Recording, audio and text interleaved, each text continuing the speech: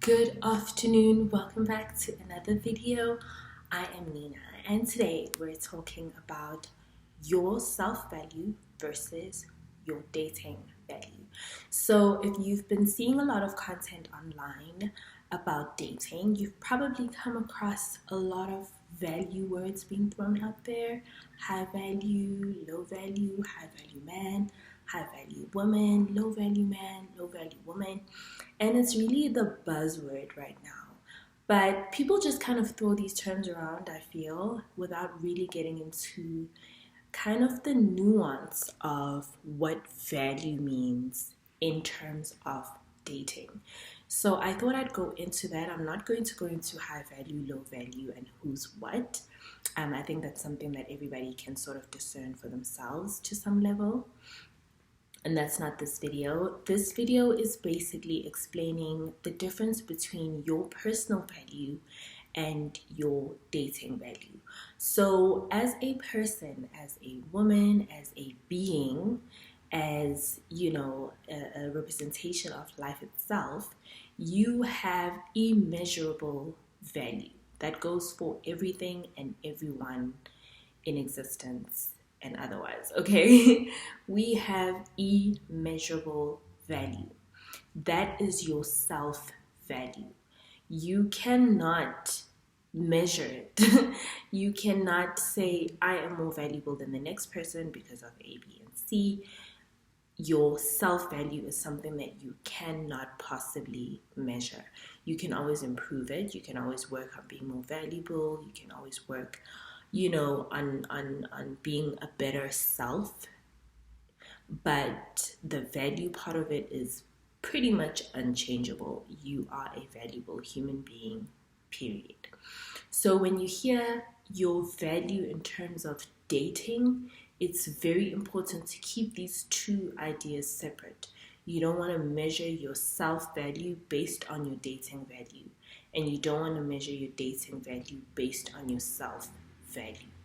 Okay, it's almost like if we were talking about work value or workplace value instead of dating value, that's still whether you're not so valuable in the workplace, in other words you're pretty replaceable, or if you're really high value in the workplace, in other words it would be very hard to replace somebody of somebody like you with somebody of your caliber in the workplace.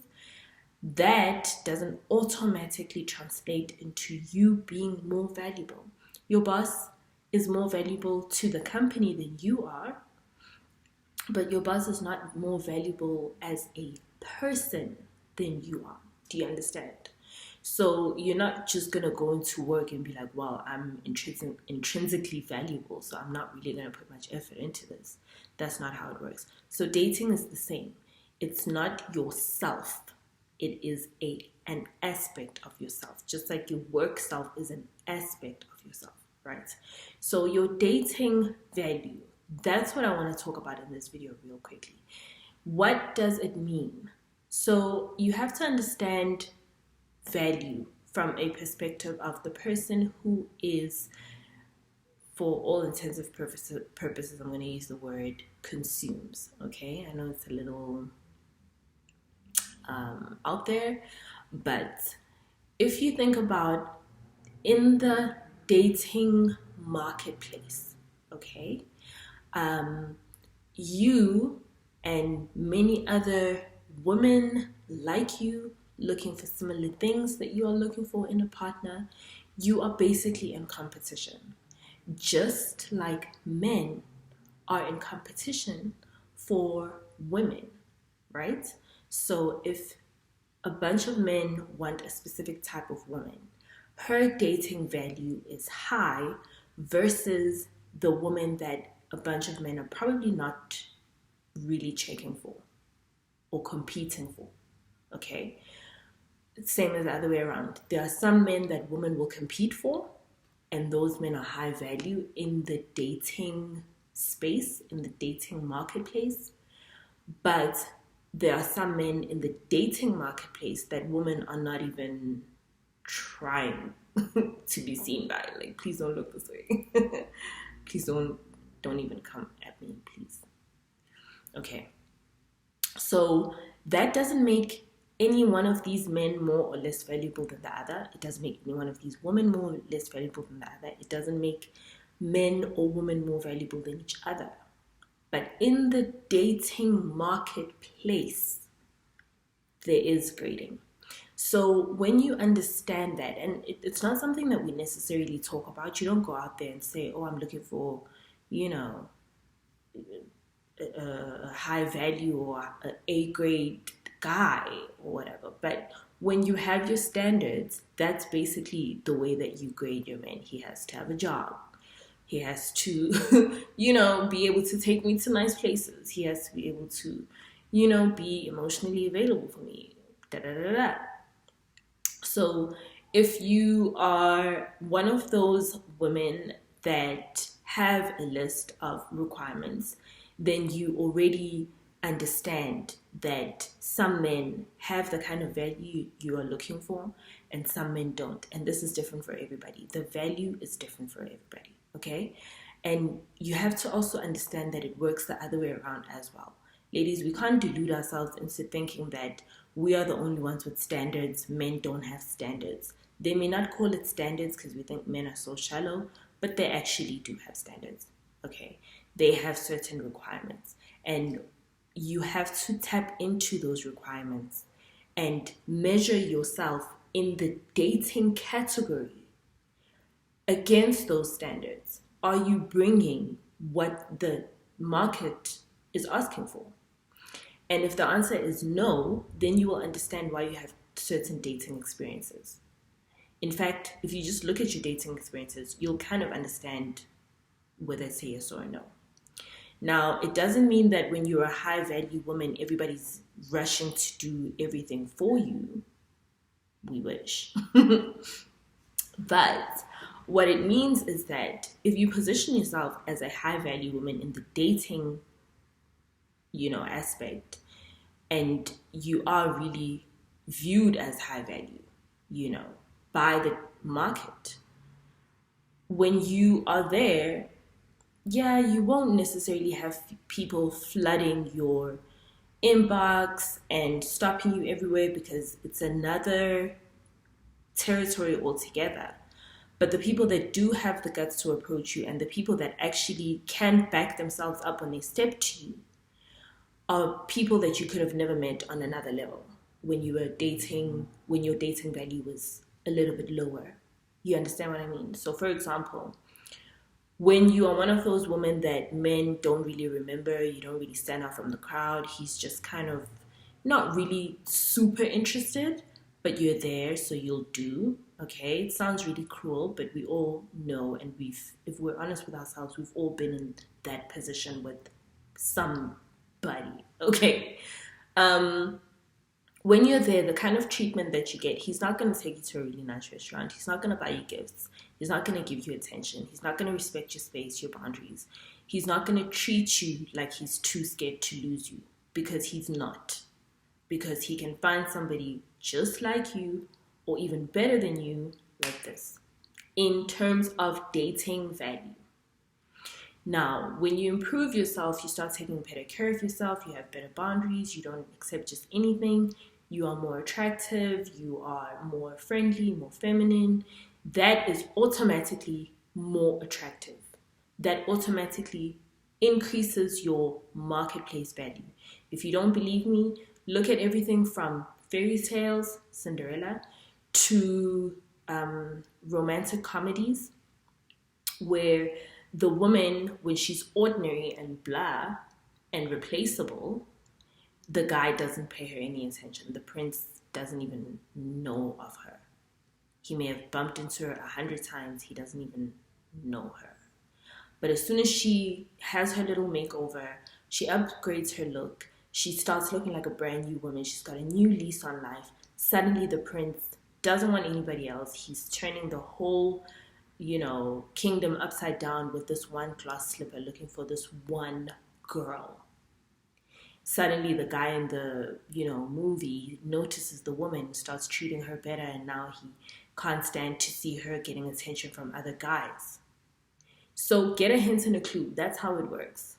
I know that came out a little bit harsh, but that's how it works. That's how it works in the dating marketplace. And it's proven by your experiences, and it's proven by even your media. So, ladies, you have to understand that if you are trying to, first of all, attract better men, if you are trying to get better dating experiences, if you want somebody to take you to a 5-star restaurant and you've never been taken to one, if you want someone to, regardless of whether you can afford it yourself or not, that's not the point. We're talking in terms of dating value. Someone has to value you so much that he's willing to impress you, to keep your attention. If a man doesn't feel that way about you, that means your value to him in terms of dating, and probably your value to the marketplace in terms of dating in general, is not very high. So you're less likely to get that treatment. There are men who will even take you to a nice restaurant, and that's the most that they can do for you. That's also another level, right? In between the I'm not taking you anywhere, we can order takeout, and I'm willing to, girl, commit. Okay, that there's always that in between where the guy is willing to do just the bare minimum to see if he can get maximum results out of it. And there's nothing wrong with it, because that's human nature. We all want to get the most for the least, buy low, sell high, right? So you have to keep that in mind when you're dating. You can't go into a dating experience talking about, he has to accept me for myself, I'm a valuable person, I'm a good person, da da da, because you're only putting yourself in the line of fire. People are not going to treat you any better because you're a good person. And if you look at villains in movies and even in fairy tales, and fairy tales, by the way, are loaded with truth. I refer to them a lot. Nobody wants to talk about it, but they are very brutally honest about how society really works. Okay, still. But the point that I was making is that if you look at the villain doesn't rely on being a good person to get her way, or his way, for that matter. The villain doesn't rely on luck. The villain doesn't rely on, well, everything should happen this way. The villain gets up every day and works towards their goal. And that's why I'm going to say they always succeed, because the good guys only succeed because they have magic and luck on their side. Without luck and magic, nothing, and a bunch of coincidences, nothing would happen for the good guy. Okay, the villain wakes up and makes sure every day they have a plan, they're working on their plan, they're doing everything, they're obsessed with their goal, and they're not going to leave it to chance. They'll have a plan A, B, C, D, E, and F to make sure that if this plan bombs, they still have a chance at their goal. So that's where you need to kind of have your mindset at in terms of dating. You're not waiting for the perfect man to knock at your door and take you to, the life of your dreams or whatever.